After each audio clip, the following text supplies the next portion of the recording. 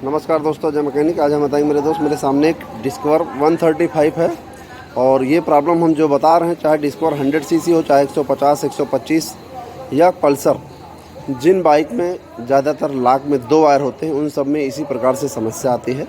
तो उसके विषय में पहले आपको दिखाते हैं क्या समस्या आ रही, और इसके वजह से बहुत सारे लोग बहुत ज़्यादा परेशान हो जाते हैं, और वो कैसे सॉल्व करना उसके विषय में हम आपको पहले प्रॉब्लम दिखाते हैं, फिर उसको कैसे सॉल्व करना वो बताते हैं। तो इसके लिए स्टार्ट करते हैं।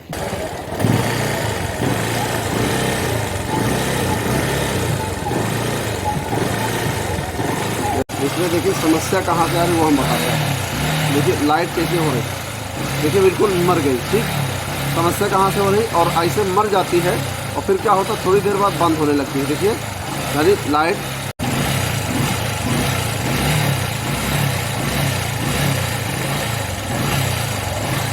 देखिए बोले दो अब रोशनी कैसे हो गई। देखिए बिल्कुल यानी जो पहले तेज़ थी वो बिल्कुल ना के बराबर मर गई। हेडलाइट के आगे दिखाओ, उसको हम आपको दिखाते हैं कि क्या कारण है, किस कारण से ऐसा होता है।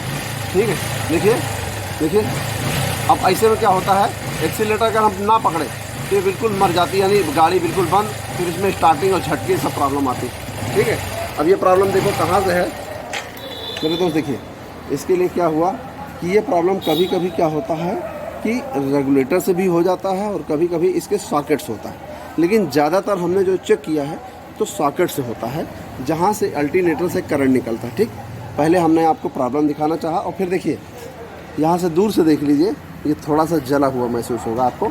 यहाँ देखिए काला काला हो गया, ये जला हुआ महसूस हो रहा है क्योंकि ये जल रहा है यहाँ पर, और हम इसको थोड़ा हाथ लगा रहे हैं तो यहाँ पर हीट हो रहा है। इस कारण से यानी लाइट कम हो रही थी, ज़्यादा हो रही थी।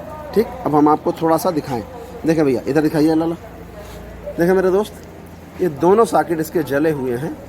अगर आपको हम दिखा पाएँ थोड़ा सा तो देखें, ये इधर का ये सॉकेट ये जला हुआ, और इधर की ये सॉकेट ये जला हुआ है। तो आप समझे मेरे दोस्त, यानी जो सॉकेट जल गए हैं इसकी वजह से पूरी तरह से प्रॉपर करंट वायरिंग को नहीं मिल पा रहा, और वायरिंग को नहीं मिल पा रहा, ना ही रेगुलेट कर पा रहा। तो इसके वजह से ये प्रॉब्लम हो रहा है। जिस तरीके से यानी ये जल रहा है उस तरीके से ब्लिंक कर रही लाइट।